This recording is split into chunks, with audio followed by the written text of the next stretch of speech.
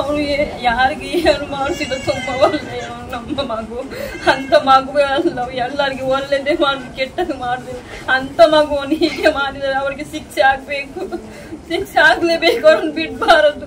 ಯಾರಾದರೂ ನಮಗೆ ನ್ಯಾಯ ಸಿಗಲೇಬೇಕು, ಯಾರಾದರೂ ಆಗಲಿ ಅವ್ರಿಗೆ ಸಿಗಲೇಬೇಕು,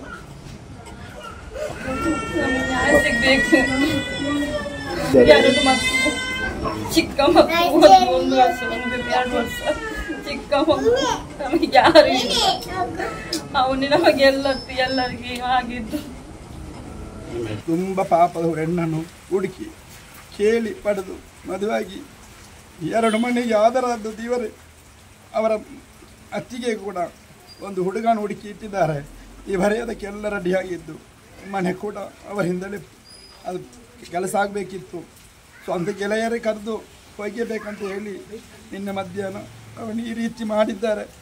ಅವರ ಫ್ಯಾಮಿಲಿಯಲ್ಲಿ ಫಂಕ್ಷನ್ ಹೋಗುವಂತೆಲ್ಲ ಡ್ರೆಸ್ ಮಾಡಿ ಹೆಂಡತಿ ಮಕ್ಕಳನ್ನು ಕಳಿಸಿ ಇವರು ಹೊರಡಿದ್ರು. ಅಲ್ಲಿಗೆ ಫೋನ್ ಬಂತೇನೆ ಹೇಳಿ ಅವರನ್ನು ಅಲ್ಲಿ ಕಳಿಸಿ ಇವರಲ್ಲಿಗೆ ಹೋಗಿದ್ದಾರೆ. ಈ ರೀತಿ ಮಾಡಿದ್ದಾರೆ. ಹೀಗೆ ಆದರೆ ನಾವು ಹೇಗೆ ಬದುಕಬೇಕು? ಇವರಲ್ಲಿ ಹಗಲಲ್ಲಿ 3 ಗಂಟೆಗೆ ಇಂಥ ರೀತಿಯಲ್ಲಿ ಕೊಲೆ ಮಾಡಿದರೆ ನಾವು ಹೇಗೆ ಹೋಗಬೇಕು? ನಮ್ಮ ಮಕ್ಕಳನ್ನು ಹೇಗೆ ಮದ್ರಸೆ ಕಳಿಸಬೇಕು? ನಮ್ಮ ಹೆಂಗಸರು ಹೇಗೆ ಹೊರಗೆ ಹೋಗಬೇಕು?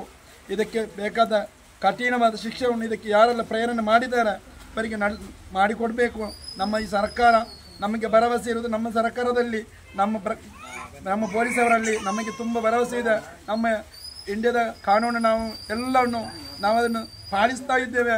ನಾವು ಇಷ್ಟರ ತನಕ ಯಾವುದೇ ಒಂದು ಹಿತಘಟನೆಗೆ ನಾವು ಕೈ ಹಾಕಲಿಲ್ಲ. ಸೌಮ್ಯವಾಗಿ ನಮ್ಮ ಈ ದಫನವನ್ನು ಮಾಡಿ ನಾವು ತುಂಬ ಮನೆಗೆ ಬಂದು ಮಾಡಿದ್ದೇವೆ.